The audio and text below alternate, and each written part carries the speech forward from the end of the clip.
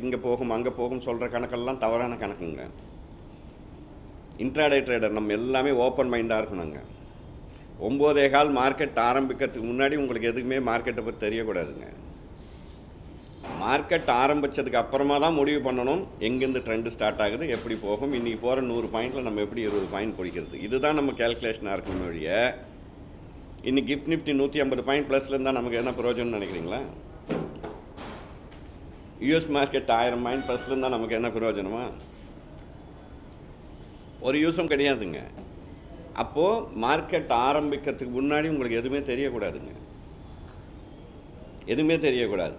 Market முடிஞ்ச உடனே மார்க்கெட்டை பற்றி பேசவே கூடாது. இதெல்லாம் ஃபஸ்ட்டு டிசிப்ளின். இதுக்குள்ளே வந்தால் தான் நீங்கள் ட்ரேடுக்குள்ளே வின் பண்ண முடியுங்க. 3:30 மணிக்கு மார்க்கெட் க்ளோஸ் ஆகிடுச்சா உங்கள் மைண்ட் ஷட் டவுன் ஆகிடணுங்க. அதுக்கு மேலே நீங்கள் பேசி என்ன ஆக போதா? எனக்கே நிறைய பேர் ஃபோன் பண்ணுவாங்க 4 மணிக்கு, சார் அப்புறம் சார் நிஃப்டி என்னாச்சு, நாளைக்கு எப்படி இருப்பாங்க. இன்றைக்கி நிஃப்டி 100 பாயிண்ட் மேலே போயிருக்கு, இன்றைக்கி நீ என்ன பண்ண? 20 பாயிண்ட் லாஸ் சார், ஃபோனை வச்சிரு. 100 பாயிண்ட் போன அன்றைக்கி 20 பாயிண்ட் பிடிக்க முடியலன்னா நாளைக்கு நிஃப்டியை பற்றி பேசுறது எனர்ஜி வேஸ்ட், டைம் வேஸ்ட். கரெக்டாக இல்லைங்களா? நாளைக்கு பற்றி பேசி என்ன பண்ண போகிறோம்? இன்றைக்கி என்ன பண்ணோம்?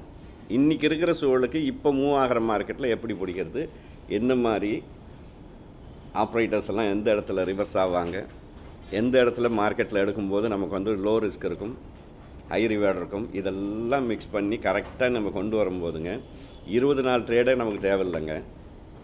20 நாள் ட்ரேட் தேவையில்லைங்க. 10 நாள் பண்ணாலும் டிசிப்ளின் ட்ரேடராக இருக்கணுங்க.